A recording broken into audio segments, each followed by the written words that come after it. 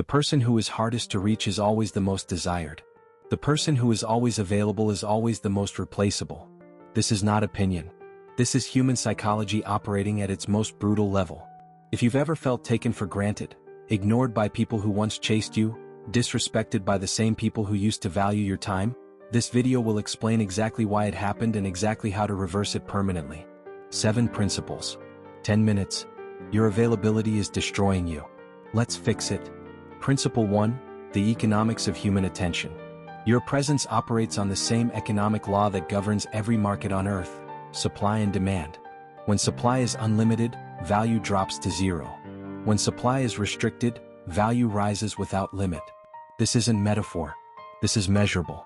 A 2018 study from the University of Virginia Psychology Department found that intermittent and unpredictable social availability increased attraction and perceived value by 47% compared to consistent and predictable availability. 47%. Not because the intermittent person was more interesting, but because their scarcity forced the other person's brain to assign higher cognitive value to each interaction. Machiavelli observed this in every court he entered.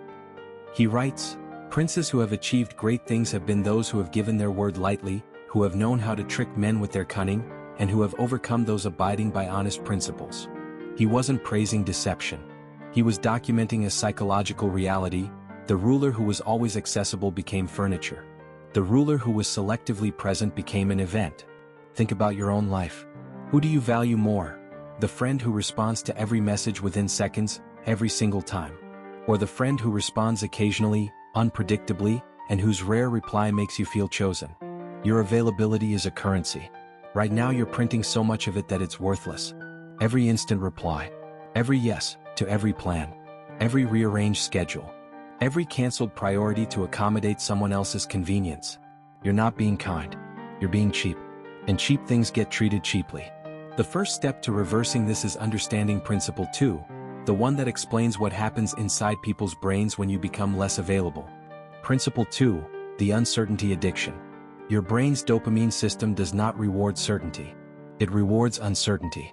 This is one of the most important findings in modern neuroscience, and almost nobody applies it to their social life. Neuroscientist Wolfram Schultz at Cambridge found that dopamine, the chemical responsible for desire, motivation, and craving, fires most intensely not when a reward is received, but when a reward is uncertain. When someone might respond but you're not sure when. When someone might show up but you don't know if they will. When someone might give you attention but the timing is unpredictable. This is the identical mechanism that makes slot machines the most addictive devices ever created. Not because they pay out frequently, but because they pay out unpredictably. Your brain becomes obsessed with the uncertainty itself. When you're always available, you eliminate all uncertainty. The dopamine response flatlines. Your presence becomes expected. Expected becomes boring. Boring becomes invisible. When you become selectively available, you introduce uncertainty into every interaction. Will they respond? When? Will they be at the event? Nobody knows. And that uncertainty makes people think about you more, value your presence more, and invest more effort into maintaining access to you. Machiavelli never used the word dopamine, but he described the mechanism perfectly. Men desire novelty to such an extent that those who are doing well wish for a change as much as those who are doing badly. Humans crave what they can't predict. Become predictable and they lose interest.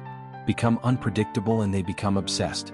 This leads to Principle 3, the practical framework for engineering your availability without playing manipulative games. Principle 3, strategic inaccessibility. This is not about playing hard to get. This is about genuinely becoming a person whose time is invested, not donated. Machiavelli describes how Cesare Borgia managed his court. Borgia didn't refuse meetings to seem important. He genuinely had competing priorities: military campaigns, diplomatic negotiations, territorial administration. His inaccessibility wasn't performance. It was a natural consequence of having a life that demanded his attention elsewhere. This is the critical distinction. Fake scarcity is manipulation and people eventually see through it. Real scarcity, real investment in your own goals, your own growth, your own priorities, is genuine. And genuine scarcity is unbreakable because it doesn't require maintenance. It requires simply being busy building something that matters. The framework is simple. Before saying yes to any social engagement, any message, any request for your time, ask one question. Does this advance my priorities or someone else's? If the answer is someone else's, delay, decline, or delegate. Not out of cruelty. Out of respect for the only non-renewable resource you possess, your time. When your calendar is full of your own priorities, your availability naturally decreases. Your responses naturally slow down. Your presence naturally becomes rare. You don't need tactics. You need a life worth protecting. Principle 4 takes this deeper, into the psychological damage that overavailability causes to your own mind. Principle 4, the self-erosion effect. Here's what nobody tells you about being always available. It doesn't just destroy how others perceive you. It destroys how you perceive yourself. Every time you drop your plans for someone else, your subconscious registers a message. Their priorities matter more than mine. Every time you respond instantly to prove you care, your subconscious registers. Their timeline controls mine. Every time you say yes when you mean no, your subconscious registers. My boundaries don't exist. Repeat this 1,000 times and your internal identity shifts. You stop seeing yourself as someone with valuable time. You start seeing yourself as someone whose role is to accommodate others. Your posture changes. Your voice changes. Your tolerance for disrespect increases. Not because you chose to change, but because constant availability slowly rewrote your self-concept. Psychologist Claude Steele's research on self-affirmation theory confirms this. Your identity is shaped not by what you believe but by what you repeatedly do. If you repeatedly prioritize others over yourself, your brain encodes that as your identity. You become the person who accommodates. And once that identity solidifies, breaking free feels like betrayal of who you are. Machiavelli warned, there is no other way to guard yourself against flattery than by making men understand that telling you the truth will not offend you. But the deeper warning is this. There is no way to guard yourself against self-erosion except by making yourself understand that your time is not a gift you owe the world. It is a finite resource that must be protected with the same aggression a prince protects his territory. Principle 5 reveals how overavailability specifically destroys your relationships, even the ones you're trying to save. Principle 5, the respect paradox. This principle will hurt, but it's the truth. The people you are most available for, the people you respond to fastest, accommodate most, and prioritize above yourself, are statistically the people who respect you least. This is not coincidence. This is cause and effect. Behavioral psychology calls it the principle of least interest, formulated by sociologist Willard Waller in 1938. In any relationship, the person who is less invested holds more power. The person who is more available signals higher investment. Higher investment signals lower power. Lower power invites less respect. Think about it honestly. The people in your life who are hardest to reach, the ones who rarely respond, rarely initiate, rarely adjust their schedule, how do you treat them when they do show up? With attention, with appreciation, with effort, because their presence is rare and therefore valuable. Now think about how people treat you. If you're always there, always responding, always showing up, always saying yes, do they treat your presence as rare and valuable? Or do they treat it as expected and disposable? Machiavelli watched this dynamic destroy political alliances across Italy. He writes, men shrink less from offending one who inspires love than one who inspires fear. The always available person inspires love, and love is easily taken for granted. The selectively available person inspires something stronger than fear. They inspire uncertainty. And uncertainty is the one force that keeps people permanently invested. The paradox: the more available you are to someone, the less they value you.